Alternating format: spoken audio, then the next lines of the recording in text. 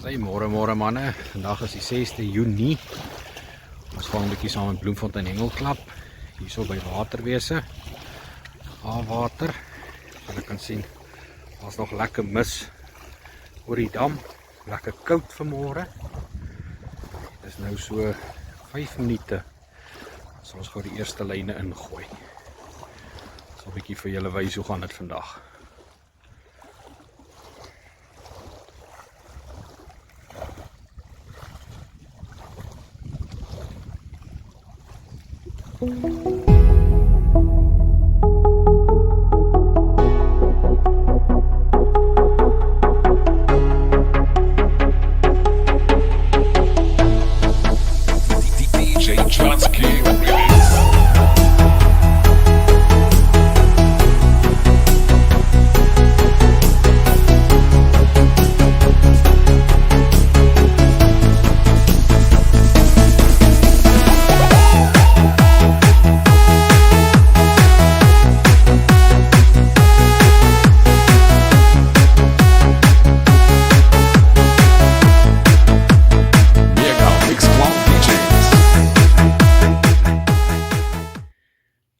Sê manne, daar is nog so 3:30 oor, dan gaan die hoetertjie blaas.